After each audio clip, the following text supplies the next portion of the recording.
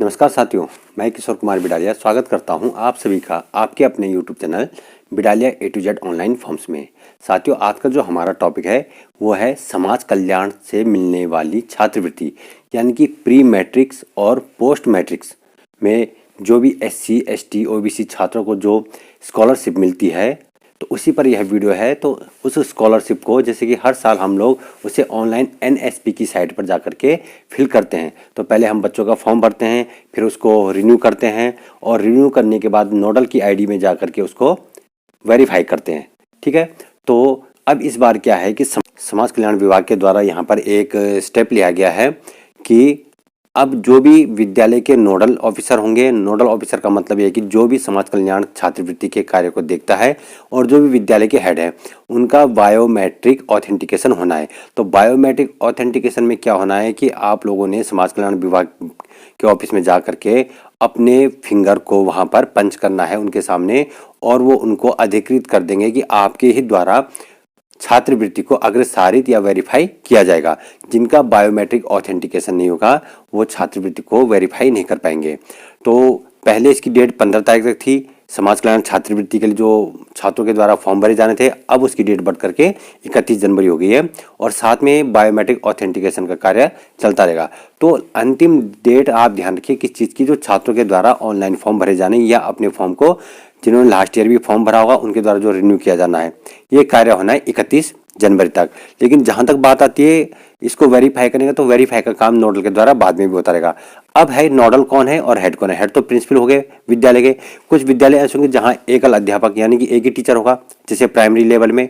तो उसमें क्या होना है, ऐसी कंडीशन में उसमें वहां पर वही व्यक्ति जो एक टीचर है वही वहां पर नोडल होगा और वही उसका हेड होगा। तो जिन विद्यालयों में कुछ टीचर या जो भी लास्ट ईयर तक इसके कार्य को देखते थे उनका यदि ट्रांसफर हो गया है, तो ऐसे विद्यालयों में इस बार वो नए लोगों को उसके लिए नियुक्त करेंगे, यानी कि उनको अधिकृत करेंगे। तो उन्हीं का बायोमेट्रिक ऑथेंटिकेशन होना है। तो इसमें 3 स्टेप में कार्य होंगे जो मैंने आगे वीडियो में भी बताया है, लेकिन फिलहाल मैं यहाँ पर मेन बातें बता लेता हूँ कि देखिए इसमें क्या है कि पहले 2 लोग जाएंगे एक विद्यालय से, एक हेड के लिए और एक नोडल के लिए, और जो नोडल होगा उसी के उसमें OTP आती रहेगी बार बार और उसी के द्वारा फॉर्म को वेरीफाई किया जाएगा। तो यहाँ पर जब वो 2 लोग जाएंगे तो अभी आपको बता देता हूँ कि कोटद्वार के BRC में यहाँ पर 23 और 24 तारीख को 2 दिन फिर से इनका कैंप लग रहा है समाज कल्याण विभाग वालों का। उनके द्वारा आकर के जो 5 ब्लॉक छूटे हुए जैसे दुगड्डा ब्लॉक, नैनी डांडा, रिखणी खाल, जैरी खाल, द्वारी खाल और यमकेश्वर, ये 5 है जो ब्लॉक बचे हुए हैं। इनका यहाँ पर ऑथेंटिकेशन का कार्य कोटद्वार के BRC में चलेगा। हालांकि मैं भी वहाँ पे उपलब्ध रहूँगा उस दिन। तो अब यहाँ पर उन्होंने करना क्या कि जब सबसे पहले वो आएंगे, यदि जिनके उसमें कोई भी चेंजिंग नहीं होगी, माने हेड भी वही है लास्ट ईयर वाले और नोडल भी वही है और उनका उसमें मोबाइल नंबर इत्यादि दर्ज है, तो उनको NSP की साइड में जा करके किसी प्रकार से कोई अपडेट नहीं करना है। ठीक है, बस वो जाएंगे और वहाँ पर जो टीम होगी, टीम 2 हिस्सों में बटी होगी। एक हिस्सा तो क्या होगा कि वो आपके आधार को अपनी ID से उसमें लिंक करेंगे समाज कल्याण की वेबसाइट में। ठीक है, और यदि आपका आधार इत्यादि पहले से लिंक है, मोबाइल नंबर पहले से लिंक है, तो फिर तो ठीक है, नहीं है तो वो इस कार्य को करेंगे। इस कार्य के बाद आपने अपनी प्रोफाइल को अपडेट करना है। अपडेट कैसे करना है, NSP की साइट पे जा करके, समाज कल्याण वाली छात्रवृत्ति पे जा करके, साइट पे जा करके आपने उसको अपडेट करना है। उसके बाद फिर दूसरी टीम होगी जिसके पास हमने अपना फिंगर पंच करना है और फिंगर पंच करके बायोमेट्रिक ऑथेंटिकेशन का कार्य हमारा पूर्ण हो जाएगा। जब ये कार्य पूर्ण होगा तो फिर उसके बाद ही हम जाके बच्चों की छात्रवृत्ति को अप्रूवल कर सकते हैं, वेरीफाई कर सकते हैं। ठीक है, तो इसी पे मैंने कुछ मेन पॉइंट कवर करते हुए वीडियो बनाया है। तो पहले इस वीडियो को देख लीजिए, समझ लीजिए। कहीं पे कोई दिक्कत आएगी, समस्या आएगी तो फिर आप कमेंट बॉक्स पर कमेंट करके पूछ सकते हैं। फिलहाल जिनका अभी तक ये ऑथेंटिकेशन का कार्य नहीं हुआ है, पौड़ी जिले के जो भी हमारे साथी छोड़े इन ब्लॉक के, तो वो 23-24 तारीख को BRC कोटद्वार में आ सकते हैं। तो आप मेरे साथ बने रहें और आगे वीडियो देखिए। वीडियो में काफी जानकारी आपको यहाँ पे मिलने जा रही है। स्कॉलरशिप पोर्टल में ये देखो हमने यहाँ पे NSP टाइप किया और इसका जो पहला वाला लिंक है, इस पहले वाले लिंक को हमने क्लिक कर देना है। क्लिक किया तो इसका ये होम पेज हमारे सामने ओपन हो गया है। ठीक है, अब ये होम पेज तो हमारे सामने ओपन हो गया है। यहाँ पर हमारे पास मेनली 2 चीजें, एक है ये एप्लीकेंट कॉर्नर, दूसरा है इंस्टीट्यूट कॉर्नर। ठीक है, तो अब जो यहाँ पर बात आती है कि एप्लीकेंट कॉर्नर में क्या है कि छात्रों के द्वारा यहाँ पर अपनी जो है ये ऑनलाइन जो भी ये फॉर्म है इसको सबमिट किया जाएगा स्वयं छात्रों के द्वारा, चाहे वो कहीं साइबर कैफे से करवाएं, चाहे अपने घर में बैठ करके करें या चाहे टीचर से करवाएं। तो ये एप्लीकेंट, खैर इसमें भी दो ऑप्शन है यहाँ पर, application submission for assessment year 23-24। तो यहाँ पर देखिए दो है, एक तो है फ्रेश एप्लीकेशन, दूसरी है रिन्यूअल एप्लीकेशन। तो मैंने बता दिया रिन्यूअल में उनका होगा जिन छात्रों का ऑलरेडी लास्ट ईयर फॉर्म भरा गया था आपके ही विद्यालय से और वो अभी भी आपके विद्यालय में है, तो ये वो रिन्यूअल वाले पे जाके अपने फॉर्म को रिन्यू करेंगे। और फ्रेश एप्लीकेशन में वो है जो आपके विद्यालय में न्यू एडमिशन हुए हैं, तो यहाँ पर उनकी डिटेल भरी जाएगी। ठीक है तो ये दो कार्य करने थे। अब ये कार्य तो आप पहले भी कर सकते थे बायोमेट्रिक ऑथेंटिकेशन से पहले, लेकिन चूंकि अब आपका बायोमेट्रिक ऑथेंटिकेशन हो चुका है तो अब आपने करना क्या, तो अभी भी बहुत लोग हमारे साथी जो कंफ्यूजन में हैं, तो इसके लिए मैं आपको बता देता हूँ। यहाँ पर आपके पास दो ऑप्शन है कि इंस्टीट्यूट लॉगिन, दूसरा है फिल रजिस्ट्रेशन फॉर्म। ठीक है, तो हमने यहाँ पर जाना है इंस्टीट्यूट लॉगिन वाले पे। अब इंस्टीट्यूट लॉगिन वाले को जैसे हमने क्लिक किया तो इस प्रकार से आपके सामने ये ऑप्शन ओपन हो गया। अब देखिए यहाँ पर हमने इंस्टीट्यूट नोडल ऑफिसर को ही रखना है यहाँ पे पहले, क्योंकि नोडल की आईडी से ही होना जो कुछ भी होना है वेरीफाई इत्यादि। ठीक है, तो मैं हाँ यहाँ पर पहले महत्वपूर्ण बात सुन लीजिए। तो जब वो टीम आई थी तो टीम ने क्या किया, उस दिन 3 स्टेप में कार्य हुए। यदि आपके ब्लॉग में अभी भी ये कार्य नहीं हुआ, आप ये वीडियो देख रहे हैं पहले, तो समझ लीजिए कि आपने वहां पर क्या क्या करना है। तो 3 स्टेप में कार्य हुए। पहला स्टेप क्या है कि जो भी आपके विद्यालय के हेड होंगे या जो भी समाज कल्याण छात्रवृत्ति से रिलेटेड जो भी पर्सन होगा, नोडल होगा जो भी विद्यालय का, जो इस कार्य को देख रहा हो, तो 2 लोग जाएंगे वहां पर। ठीक है 2 लोग जाएंगे तो वहां पर आप दोनों के आधार को वो अपनी समाज कल्याण विभाग वाले अपनी यूजर आईडी को लॉगिन करके अपनी आईडी से आपके आधार कार्ड को वेरीफाई करेंगे। ठीक है, उसमें लिंक करेंगे किसके, आप दोनों के। किसी किसी विद्यालय में एकल टीचर है, अकेला टीचर है, तो वो नोडल भी स्वयं बन जाएगा और हेड तो रहेगा स्वयं, तो नोडल हेड वो स्वयं बन जाएगा। तो इसमें 2 कंडीशन है। यदि आपका आधार लिंक पहले से ही है, आपका सब कुछ प्रोफाइल ओके है, तो आपने वहां जाना है, वहां जाकर कहना हमारे इसमें आधार भी लिंक है, मोबाइल नंबर भी लिंक है और हम ही दोनों हेड भी थे लास्ट ईयर और नोडल भी थे। तो जिनका ये सब कुछ था, उसके बाद उन्हें डायरेक्ट बायोमेट्रिक वालों के पास जाना है। 2 टीम है, एक टीम बाहर बैठेगी, एक अंदर बायोमेट्रिक वाली होगी। तो उस पर जाकर के उन्होंने अपना फिंगरप्रिंट लगवाना है, आपके फेस को स्कैन करेगी मशीन। ठीक है, तो ये सब होने के बाद जब आपका बायोमेट्रिक ऑथेंटिकेशन वहां पे जाएगा, उसके बाद तब आप यहाँ पर ये नोडल वाली आईडी है, इससे लॉगिन करके जिन भी बच्चों ने अपने फॉर्म भरते होंगे, चाहे आपके माध्यम से चाहे साइबर कैफे के माध्यम से, तब उन बच्चों की आईडी को या उनके फॉर्म को आपकी आईडी में वो शो करेगा और उसको वेरीफाई करके हमने आगे भेज देना, वेरीफाई कर देना है। दूसरी कंडीशन है कि जिन विद्यालयों में एक ही टीचर होगा, तो वो लास्ट ईयर मान लीजिए कि उनके वहां 2 टीचर थे, जैसे प्राथमिक जूनियर में होता है, तो 2 टीचर थे, एक हेड था एक नोडल था। उनमें से इस साल किसी का ट्रांसफर हो गया या कोई रिटायर हो गए, या किसी के यहाँ बाबू नोडल था और बाबू का जो है लिपिक का क्या हो गया, ट्रांसफर हो गया। तो जब उनका ट्रांसफर हो गया तो अब नोडल कौन बनेगा, तो अन्य लोगों को आता नहीं है कार्य, तो जो हेड है वो वहां पर नोडल भी बन सकता है।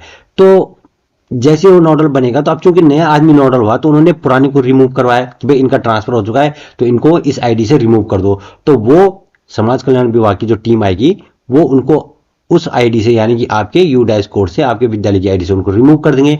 तो उसमें फिर आपको उसमें ऐड करेंगे। तो जब आपको ऐड करेंगे, आपका मोबाइल नंबर उसमें दर्ज करेंगे, तो फिर आपके मोबाइल पे यूजर आईडी और पासवर्ड मिलेगा। यूजर आईडी तो वही होगा जो लास्ट ईयर भी था। ठीक है, वही है यूजर आईडी। अब बात आती पासवर्ड नया मिलेगा, तो एक काम वहां पे वो आपका आधार लिंक कर देंगे, आपका मोबाइल नंबर लिंक कर देंगे, और दूसरा आपको वो नोडल बना देंगे और हेड आप हुई। तो जो नोडल भी वही होगा और हेड भी वही होगा, तो उसके फोन पर 2 यूजर आईडी और पासवर्ड आएंगे। एक नोडल के नाम से यूजर आईडी पासवर्ड आएंगे, दूसरा हेड के नाम से आएंगे। यदि आपके विद्यालय के 2 अलग अलग लोग गए हैं और दोनों ने अपना आधार लिंक पहली बार किया है, दोनों पहली बार हेड और नोडल बन रहे हैं, तो आपने अपना नंबर देना वहां पर और अपना आधार नंबर देना है, अपना फोन नंबर देना है, अपना नाम बताना है, तो वो आपको ऐड करेंगे अपनी आईडी से। जैसे ही वो आपको ऐड कर देंगे, तो उसके बाद क्या है कि आप दोनों के, जो हेड है तो उसके फोन पे हेड की आईडी और पासवर्ड आएगा, और जो नोडल बना होगा तो उसके फोन पे नोडल की आईडी और पासवर्ड का एसएमएस आएगा। इसमें दिक्कत कहां पे आ रही है कि जिनका वोडाफोन या आइडिया इत्यादि है, उसमें ओटीपी बड़ी लेट आ रही है। ओटीपी के कारण कुछ साथियों को सुबह से शाम तक वहां वेट करना पड़ा, 12 घंटे। ठीक है, या 10 घंटे 8 घंटे उनको वेट करना पड़ा, ओटीपी आई नहीं, बाद में फिर एक साथ आ रही ओटीपी, तब करना क्या, आधे घंटे के बाद वो एक्सपायर हो जाती है ओटीपी। तो यहां तक समझ गया आप। तो जो नोडल है और जो हेड है उनके उसमें नई यूजर आईडी तो वही रहेगी जो लास्ट ईयर थी, लेकिन पासवर्ड के साथ में यूजर आईडी देगा।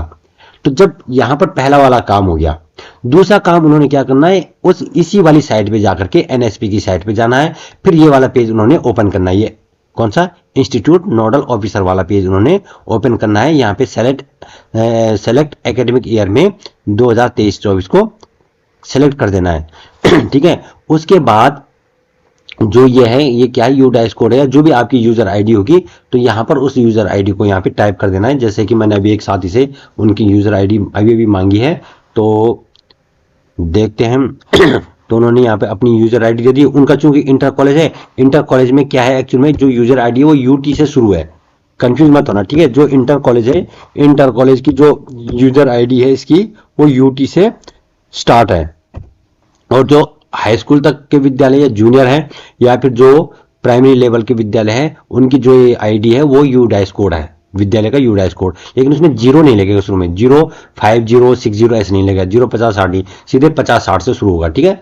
तो यहाँ पर इनकी आईडी चूंकि यूटी से, तो हमने यहाँ पे यूटी टाइप कर दिया है। तो हमने यहाँ पर यूजर आईडी और पासवर्ड को टाइप कर दिया, उसके बाद एक कैप्चा है, ठीक है। हालांकि मैंने लास्ट वीडियो में भी जरा कॉमेडी के रूप में कहा, अभी फिर कह रहा हूँ, कैप्चा है, कैप्चा को हमने खपचाना है, कैप्चा को क्या करना है, खपचाना है, अर्थात कैप्चा को इसमें लिखना है। जो हमारे गढ़वाल के हैं वो समझ रहे होंगे खपचाने का क्या अर्थ होता है। जो आप अगर बाहर के हैं, यूपी साइड के, राजस्थान साइड के, तो आप नहीं समझोगे खपचाना क्या होता है, ठीक है। तो हमने कैप्चा को इसमें खपचा देना है, यानी कि लिख दिया, और हमने इसमें खपचा दिया। उसके बाद कर देना हमने यहाँ पर जाकर के लॉगिन को क्लिक। अब जैसे हमने लॉगिन को क्लिक किया, तो आप यहाँ पर पासवर्ड को इसको सेव कर देंगे, ताकि बार बार यूजर आईडी और पासवर्ड एंटर ना करना पड़े। अब चूंकि ये हमारे किसी साथी का है, तो उन्होंने कहा जरा हमारी हेल्प कर दो, तो हम यहाँ पे वीडियो बना रहे साथ साथ में। उसके बाद इस प्रकार से यहाँ पे विद्यालय का नाम आएगा, ठीक है। ये यहाँ पर ये वाला जो पोर्शन है, यहाँ पे प्रोफाइल, ये विद्यालय गवर्नमेंट इंटर कॉलेज है, उसका नाम आ गया, यू डैश कोड वगैरह जो भी है, इसको मैं ब्लर कर रहा हूँ ताकि उनकी कोई भी गोपनीयता लीक ना हो, उसका ध्यान रखते हुए। तो अब यहां पर देखिए, एक है एडमिनिस्ट्रेशन। तो आपने क्या करना है, ये काम मैं पहले आपको वो वाला बता रहा हूं, जब आपका आधार और मोबाइल नंबर वो ऐड कर देंगे, आपको नोडल नियुक्त कर देंगे और आपके साथी को हेड नियुक्त कर देंगे, तो उसके बाद फिर आपने प्रोफाइल अपडेट करनी है। तो लोग साइबर कैफे में जा रहे हैं, ये काम आप अपने फोन से भी कर सकते हो, लैपटॉप इत्यादि, तो इसमें भी कर सकते हो। तो आपने फिर यहाँ आना है, यहाँ आने के बाद यहाँ पर है अपडेट प्रोफाइल, तो आपने अपडेट प्रोफाइल को क्लिक करना है। उसके बाद यहाँ पे जाती है ओटीपी। अभी ओटीपी किस पे जाएगी, जो नोडल होगा आपका, उस नोडल के पास जाएगी ये ओटीपी, ठीक है। तो जब उनके पास ये ओटीपी जाएगी, तो अब इनके पास जा रही है, तो ये ओटीपी अभी भेजेंगे। मैं इनसे मांगता हूँ 533 और इस कैपिटल लेटर में। इसके बाद हमने कर दिया कंफर्म ओटीपी। तो आपने भी ऐसी ओटीपी को कंफर्म कर देना है, ठीक है। जैसे आपकी ओटीपी कंफर्म हो जाएगी, तो इस प्रकार से आपका पेज ओपन होगा, जो प्रोफाइल वाला पेज है जिसको आपने अपडेट करना है, ठीक है। तो यहाँ पर आप देखेंगे, तो ये सारी चीजें आप पढ़ लेंगे, क्या क्या अपडेट करनी है। अपडेट में क्या करना है, यहाँ पे नाम वगैरह चेंज करना है, जो नोडल का है, ठीक है। तो यहाँ पे इनका नाम है, जो नोडल बनाए गए हैं, ठीक है। और यहाँ पे पोस्ट लिखी गई है, जो भी है यहाँ पर। फिर उसके बाद यहाँ पर हेड में भी इन्हीं का है, तो ये नोडल भी यही है, हेड भी है। तो यहाँ पे हेड का ये है, हेड ऑफ इंस्टीट्यूट की डिटेल यहाँ पे, तो इन्होंने अपना नाम, इनका नाम इस पे आ गया। और ये नोडल की डिटेल है, तो यहाँ पे इनका नाम है। तो आपने यहाँ पे क्या करना है, जैसे ज़्यादा से ज़्यादा इस पे नया फ़ोन नंबर लिख सकते हो, हालांकि यहाँ पे फ़ोन नंबर पहले से भी है और यहाँ पे भी है, और यहाँ पे आप जो है दोबारा से फ़ोन नंबर लिख सकते हो, जो भी है। यहाँ पे विद्यालय का अगर बैंक अकाउंट नहीं, तो बैंक अकाउंट को आप इस पे टाइप कर देंगे और इसको फाइनल सबमिट कर देंगे, तो ये आपकी प्रोफाइल अपडेट हो जाएगी। इसके साथ में यहाँ पे अपलोड फाइल वाले पोर्शन में पहले हम इसको देखते हैं। अपलोडेड फाइल है जो पहले से अपलोड हो चुकी है, तो क्या है, इसको हम व्यू डॉक्यूमेंट्स पे करेंगे। तो यहाँ पर इनके विद्यालय की कुछ वो चीज़ है, ठीक है। यहाँ पे साइन वगैरह है, तो ये अपलोड की गई थी। अब इस पे क्या है कि इस पे जो नोडल है, इस पे अपना आधार कार्ड की फोटो को अपलोड कर सकते हैं। उसके लिए उन्हें ये अपलोड वाले बटन पे जाना है। लेकिन फिलहाल जब आप वहां पे रहेंगे जहाँ पे बायोमेट्रिक ऑथेंटिकेशन होगा, तो इतनी डिटेल पे जाने की जरूरत नहीं है, आपने सिर्फ यहाँ पे एक आध जगह में अपना नया नंबर डाल देना है और यहाँ पे अपने विद्यालय की ये आईडी वगैरह देख लेनी है और आप इसको कर देंगे फाइनल सबमिट। जैसे आप ये फाइनल सबमिट करेंगे तो यहाँ पे आ जाएगा your profile has been updated successfully, यानी कि ये प्रोफाइल अपडेट हो गई है। जैसे ये काम आपका हो जाएगा प्रोफाइल अपडेट करने का, उसके बाद आप जाएंगे कहाँ पे, जहाँ पे बायोमेट्रिक मशीन का कार्य चल रहा हो, तब आपने जाना है। तब वो बायोमेट्रिक ऑथेंटिकेशन के लिए मशीन पे आपका फिंगर लगाएंगे और आपको उस पर अधिकृत कर दिया जाएगा। ये काम होना आपका कहाँ पे, जहाँ पे बायोमेट्रिक का ऑथेंटिकेशन है। अब इसमें दूसरी चीज भी है, ये तो सिंपल प्रोफाइल थी, इसके बाद यहाँ पे दूसरी चीज भी है, यहाँ पे ऐड एंड अपडेट डिटेल। अब इसमें इसे क्लिक करोगे तो दिक्कत ये है कि देखो बार बार इसमें ओटीपी जाती है, क्लास दिखा रहा है, ठीक है, 12th हो गया है, ये सारी क्लासेज है, तो आप देख लेना कि आपके विद्यालय की सारी क्लासेज इसमें आ जानी चाहिए। तो उसके लिए वैसे यहाँ पे ऑप्शन ये है कि चूज यूर ऑप्शन, तो इनका इंटरमीडिएट है, जिनका केवल हाई स्कूल तक होगा तो फर्स्ट टू हाई स्कूल 10 तक वाले को सेलेक्ट करेंगे, जिनका 12th तक है तो वो इस वाले को सेलेक्ट करेंगे। ठीक, इसको सेलेक्ट करने के बाद कोर्स वाले पे यहाँ क्लिक करेंगे तो यहाँ पे देखो इनके जैसे आर्ट्स भी है, कॉमर्स भी है, साइंस भी है ना, तो यहाँ पे दिखा रहा है आर्ट्स, तो कॉमर्स नहीं है, साइंस, आर्ट्स और साइंस है, तो इस प्रकार से ये सेलेक्ट कर देना है। ठीक है, अगर आपके यहाँ कोई चीज़ रिपीट हो रही दो बार तो ये डिलीट वाला ऑप्शन है, यहाँ से आप उनको डिलीट भी कर सकते हो। फिर हम जाएंगे यहाँ से बैक, नहीं तो सबमिट कर देंगे, अगर आपके यहाँ नहीं है तो इनके यहाँ है। अब है ऐड एनुअल कोर्स फीस। अब कोर्स फीस वाले पे हमने क्लिक किया तो देखो इनका ये अभी भरा हुआ नहीं है, तो चूज यूर ऑप्शन कर रहा है। ठीक है, तो इस पे सबसे पहले हमने यहाँ पर करना है क्या, क्लास वाइज क्लास सेलेक्ट करनी है। ठीक है, और क्लास सेलेक्ट करने के बाद जैसे हम यहाँ पे गए सीधे सीधे 12th पे गए। ठीक है, फिर ये कह रहा है कोर्स ईयर, तो जैसे हमने कर दिया 1 ईयर, फिर ऑल कैटेगरी को रखेंगे, ऑल जेंडर रखेंगे। अब एडमिशन फीस कितनी पड़ती है, माने सरकारी विद्यालय तो हमने जैसे कर दिया कि 10 रुपीज जो है एडमिशन फीस पड़ती है। फिर ट्यूशन फीस कितनी पड़ती है, तो भाई ट्यूशन फीस का तो लड़कियों के लिए अलग हिसाब है, एससी बालिकाओं के लिए अलग है, सामान्य बालकों के लिए अलग है ना, तो यहाँ पे उस हिसाब से आप एक एससी बालकों को देखते हुए यहाँ पे ट्यूशन फीस मेंशन कर देंगे, लिख देंगे, और अदर फीस उसके अलावा जो फीस पड़ती है उसको यहाँ पे लिख करके इसको सबमिट कर देंगे। ठीक है, फिलहाल हम यहाँ पे जा रहे हैं बैक, तो ये प्रोफाइल वाला काम आपने अपडेट करना है। अब यहाँ तक तो ये अपडेट वाली बात है। अब बात आती है कि आपके आईडी में, नोडल की आईडी में यदि कोई बच्चों का फॉर्म सबमिट हो गया और रिन्यू हो चुका वहां से, तो वो जब आपकी आईडी में आएगा तो आप उसको कहाँ से देखेंगे और कहाँ से उसको वेरीफाई करेंगे। तो यहाँ पे एक है वेरिफिकेशन और एक है रिपोर्ट्स। तो हम जैसे वेरिफिकेशन वाले पे जाएंगे तो यहाँ पे कह रहा है कि एप्लीकेशन वेरिफिकेशन, तो यहाँ पे बच्चों की एप्लीकेशन को वेरीफाई करेंगे। फिर एप्लीकेशन रीवेरिफिकेशन, अगर दोबारा वेरिफिकेशन करना तो रीवेरिफिकेशन। तो फिलहाल हमारे पास है एप्लीकेशन रिन्यूअल वेरिफिकेशन, तो हम इस वाले को क्लिक करेंगे। जैसे हम इसको क्लिक करेंगे तो फिर से, क्योंकि नोडल की आईडी से ओपन हो रखा है पेज, तो यहाँ पर क्या है कि नोडल के पास फिर से ओटीपी जाएगी। ठीक है, तो इसमें बस यही दिक्कत की जो बार बार ओटीपी का झंझट है, ये ठीक नहीं, इतनी बार ओटीपी नहीं जानी चाहिए। बस एक बार लॉगिन हो गया उसके बाद कोई भी काम करे फिर ओटीपी नहीं जानी चाहिए।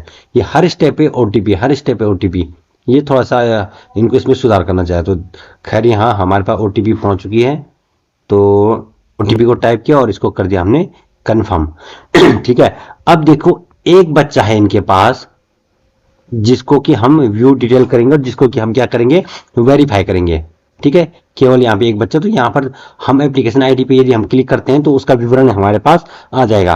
ठीक है, तो ये विवरण जो बच्चे के द्वारा भरा गया था, जिसको क्या किया गया था वेरीफाई करने के लिए हमारे पास आया है। तो देखिए यहाँ पे एडमिशन फीस है 10 रुपये, ट्यूशन फीस 25 रुपये, और इसके अलावा कोई फीस नहीं है, तो यहाँ पे है 0 और का है। तो ये वाली चीज कहाँ भरी जाएगी, जब रिन्यू फॉर्म होगा एप्लीकेंट कॉर्नर से, तो वहां पे जाएगी। ठीक है, तो यहाँ पे हम इसको प्रिंट भी कर सकते हैं। ठीक, तो ये तो हम सिर्फ यहाँ पे व्यू कर रहे हैं, इसको देख रहे हैं। अगर सब कुछ ठीक है, हमने देख सब कुछ ओके है, तो यहाँ पे देखिए इसका नाम है pre matric scholarship for SC students, center sector Uttarakhand. ठीक है, ये हमारी ये छात्रवृत्ति का यहाँ पर ये नाम है, समझ गए। तो अभी तो हम जाएंगे फिलहाल बैक वाले पेज पे, हम गए आगे इस वाले पेज पे। अब यहाँ पे जाके हम देखेंगे व्यू डिटेल, थोड़ा सा जूम कर देता हूँ। ठीक है, यहाँ पे भी छात्रवृत्ति का नाम लिखा हुआ है। ठीक है, कौन सी वाली छात्रवृत्ति है, तो हम गए व्यू डिटेल पे। व्यू डिटेल पे जाने के बाद सारी चीज़ें वही हैं और सब कुछ ठीक है। तो जैसे यहाँ पे करें व्यू डॉक्यूमेंट्स, इनके देखो डॉक्यूमेंट्स भी अपलोड किए गए हैं, स्टूडेंट फोटोग्राफ्स। तो यहाँ पे जाके हम क्लिक करेंगे तो स्टूडेंट का हमें फोटोग्राफ देखने को मिलेगा, ये देखो ये है, ठीक है। और यहाँ पे स्कैन कॉपी पासबुक की, तो हम इस पर क्लिक करेंगे और यहाँ से देखेंगे तो पासबुक की उसकी फोटो कॉपी हमको ये दिखा देगी। बहुत बढ़िया, ठीक है, ठीक है। तो ऐसे ऐसे करके ये सारे डॉक्यूमेंट इनके अपलोड कर दिए गए हैं। तो अपलोड कब किए जाते हैं? जब हम इनका रिन्यू करते हैं या पहली बार इनका जो पंजीकरण करते हैं इस वेबसाइट में एनएसपी की, तो वहां पर अपलोड डॉक्यूमेंट्स करके ऑप्शन आता है। तो आप इन डॉक्यूमेंट्स को अपलोड कर सकते हैं। तो जैसे कि अब यहाँ पे कास्ट सर्टिफिकेट, ठीक है, जाति प्रमाण पत्र, हमने यहाँ पे व्यू वाले पे क्लिक किया और अभी ये दिखे ये इनका जाति प्रमाण पत्र है। तो एक एक करके आप ये सारे डॉक्यूमेंट्स यहाँ पर व्यू कर सकते हो। फिर ये है डोमिसाइल सर्टिफिकेट, ठीक है। तो अगर ये भी बना है तो हम यहाँ पर भी देख सकते हैं। ये देखिए इनके सारे काम ठीक करके हैं, है ना। फिर है इनकम सर्टिफिकेट, तो यहाँ पर फिर हमने इसको ओके किया तो यहाँ पर देखिए इनकम सर्टिफिकेट भी हमारे सामने ओपन हो गया है। और उसके बाद लास्ट में है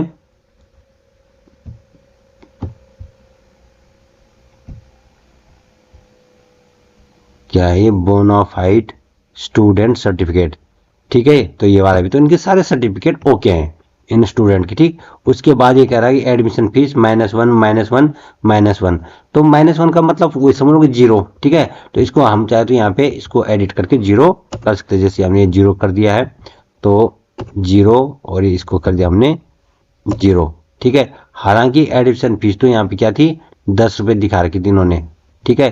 तो एडिशन फीस हम यहाँ पे 10 कर सकते हैं। और उसके बाद हमने इसको कर देना है कोई चीज इस पे लिखो, ठीक है। कितने, मैक्सिमम 240 कैरेक्टर हम लिख सकते हैं। हम ज्यादा कुछ नहीं लिख रहे, हमारी तरफ से सब कुछ ओके है। तो हम यहाँ पे ओनली ओके लिख रहे हैं। आप इस पे विवरण लिख सकते हो कि हमारे द्वारा पाया गया कि सब कुछ ओके है। आप इसे रोमन हिंदी में भी लिख सकते हो और सब कुछ ओके और इंग्लिश में भी लिख सकते हो।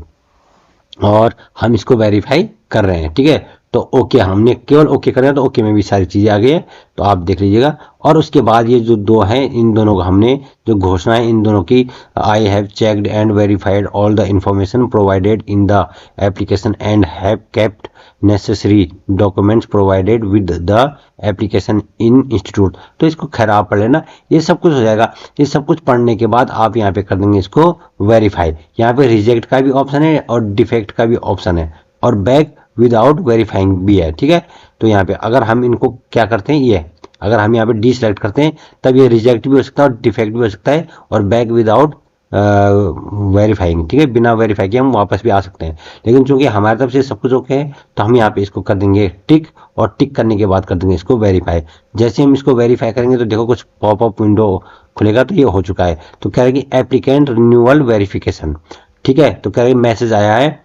मैसेज क्या आया है, इसको जरा जूम करके देखता हूँ। हाँ, तो कह रही मैसेज एप्लीकेशन वेरीफाइड सक्सेसफुली, तो ये वेरीफाई हो चुका है। तो एक ही बच्चे का रिन्यूअल वाला यहाँ पे हमारे पास ऑप्शन आया था, तो उसका ये वेरीफाई हो चुका है। तो कह रहे चूज योर ऑप्शन, तो इसमें क्या क्या है, यहाँ पे क्लासेज है, हम क्लास चूज कर देंगे, जैसे 12th का रहा है जिस भी क्लास का।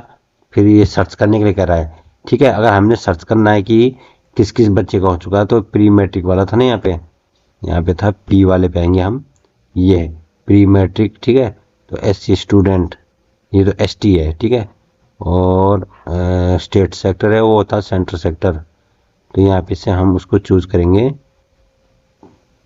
SC,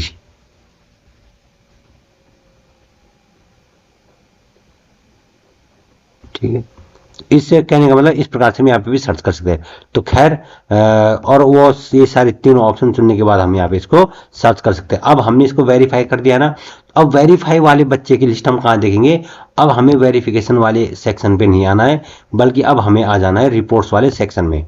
जिस बच्चे को हमने वेरीफाई कर दिया है उन बच्चों के लिए आना हमने रिपोर्ट्स वाले सेक्शन में। और इसमें ये वाला है, आप देख सकते हैं, वेरीफाइड या डिफेक्टिव या फिर रिजेक्टेड लिस्ट, तो इसी में दिखेंगे जिसको वेरीफाई किया है, डिफेक्ट किया है, ठीक है। अब ये देखो, ये कह रहा है वेरीफाइड एप्लीकेशन लिस्ट, फ्रेश बच्चा था या रिन्यूअल वाला था। फ्रेश बच्चे की लिस्ट यहाँ से दिखेगी, रिन्यूअल वाले बच्चे का यहाँ से है। तो ये रिन्यूअल वाला था, तो हमने इस पर क्लिक कर दिया तो यहाँ पर ये दिखा रहा है इसको, ठीक है। अब ये दिखा रहा है, तो जो बच्चा था ये उसकी यहाँ पे सारी डिटेल है। इसको हम पीडीएफ भी ले सकते हैं, तो यहाँ पे पीडीएफ वाला बटन है, इस पर हम क्लिक करेंगे तो ये हो गया यहाँ पे इसकी पीडीएफ जो डाउनलोड हो रही है।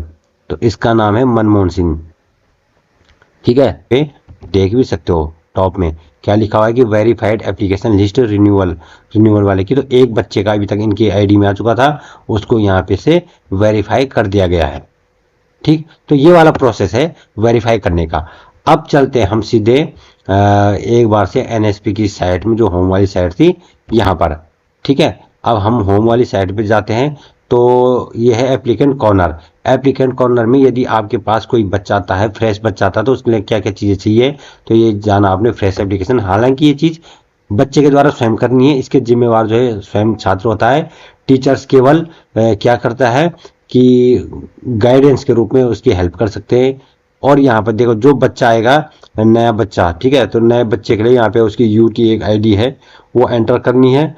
तो फ्रेश से मतलब है कि जिसका ऑलरेडी इसमें रजिस्ट्रेशन जैसे 5वीं तक प्राइमरी में होगा, 6th में आपके विद्यालय में आया तो उसकी कुछ ना कुछ यूटी वाली इस प्रकार से कोई आईडी होगी, तो उस आईडी को यहाँ पे एंटर करना है, उसका जो पासवर्ड होगा उसको यहाँ पे एंटर करना है। नहीं तो आप यहाँ पे से रजिस्टर हियर भी कर सकते हो। अगर नया बच्चा न्यू स्टूडेंट है तो न्यू स्टूडेंट लिख दोगे और रजिस्टर हियर भी कर सकते हो। फॉरगेट एप्लीकेशन आईडी के लिए आप यहाँ पे कर देंगे, फॉरगेट पासवर्ड के लिए आप यहाँ पे कर देंगे।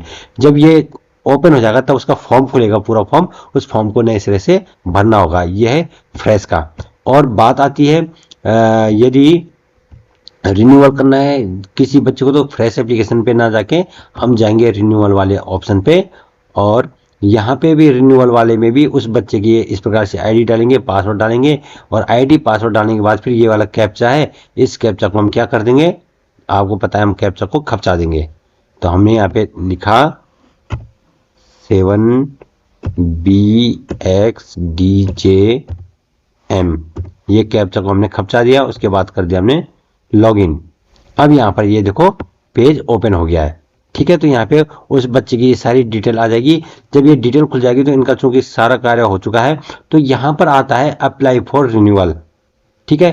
तो अप्लाई फॉर रिन्यूअल पे आप क्लिक करोगे तो फिर बच्चे के फोन नंबर पे क्या जाएगा, ओटीपी आएगी। तब ओटीपी बच्चे से मांगनी पड़ेगी पहले हम इसे करेंगे, चूंकि इनका ये हो चुका ऑलरेडी, अप्लाई हो चुका है, तो आई थिंक अब दोबारा तो इसने होना है नहीं, पर फिर भी हम देखते दोबारा करके क्या बताता है। यहाँ पे कुछ पेज को अभी लोड कर रहा है, जैसे हमने किया अप्लाई फॉर रिन्यूअल तो कुछ भी नहीं दिखा रहा। क्यों? क्योंकि इनका रिन्यूअल भी हो चुका है, उसके बाद वेरीफाई भी हो चुका है, ठीक है। अब इनका प्री फिल्ड इंफॉर्मेशन जो इनका फॉर्म था, ये है फॉर्म, क्या क्या डिटेल भरी है, पिता का नाम, माता का नाम, मेल फीमेल, SC ST क्या है ना, ये सब कुछ, उनकी एनुअल इनकम कितनी है, ठीक है, मोबाइल नंबर, ये सब चीज़ें ये देख करके, और उसके बाद लास्ट में आता है उसको सबमिट करने का ऑप्शन, जब आप रिन्यू करेंगे किसी बच्चे को। फिर है चेक योर स्टेटस पे जा करके आप क्लिक करेंगे। अब इनका स्टेटस हम चेक करते हैं, तो कह रहे कि application under process for verification with district nodal officer. तो देखो विद्यालय के नोडल ऑफिसर से तो वेरीफाई हो चुका है, अब अंडर प्रोसेस में है किसके, जो डिस्ट्रिक्ट वालों के पास। अब डिस्ट्रिक्ट वाले भी इसको क्या करेंगे, वेरीफाई करेंगे। तो ये तो हमारे स्कूल की छात्रा है, ठीक है। अब जिनका मैंने अभी किया तो उनका अब जाएगा ये वाला ऑप्शन, ठीक है। अब इसके बाद चेक योर स्टेटस यहाँ हो गया, जब यहाँ से भी चले जाएगा तो ये बता देगा। फिर है प्रिंट योर एप्लीकेशन, यहाँ पे प्रिंट वाले पे हम ऑप्शन पे क्लिक करेंगे तो यहाँ पे बच्चे की पूरी डिटेल आ जाएगी। हम प्रिंट वाले को करेंगे तो ये सेव करने के लिए हमारे पास ऑप्शन आ गया, हम इसे सेव कर सकते हैं, या डायरेक्ट प्रिंटर से कनेक्ट है आपका कंप्यूटर तो आप इसको प्रिंट कर सकते हैं। अब इसमें है EKYC, खैर हमारा हो चुका था, चेंज पासवर्ड है, अन्य चीज़ें विदड्रॉ एप्लीकेशन उन छात्राओं के लिए है कि जो कहेंगे कि हमें छात्रवृत्ति नीचे, हम अपनी एप्लीकेशन विड्रॉ करना चाहते हैं, तो ये छात्रा के द्वारा स्वयं इसको विड्रॉ करेंगे। ये आईडी हमने छात्रा की उससे खोली है, ये हमारे नोडल की आईडी नहीं है, ठीक है। और यहाँ लॉग आउट करके हम वापस चले जाएंगे। तो यहाँ पे छात्रा की आईडी से हमने इसको खोला है ये देखने के लिए, ठीक है। तो ये सब कुछ हो गया। तो कहने का मतलब यही प्रोसेस है, तो आपने इस प्रोसेस को फॉलो करना है। और ये वीडियो मैं बहुत लेट बना रहा हूँ क्योंकि मैं भी पहली बार इस पे काम कर रहा हूँ, समाज कल्याण छात्रवृत्ति पे। तो अगर लास्ट ईयर मैंने इस पे काम किया होता तो मैं लास्ट ईयर ही इस पे वीडियो बना देता, तो नई चीज़ थी इसलिए मुझे भी थोड़ा सा टाइम लगा।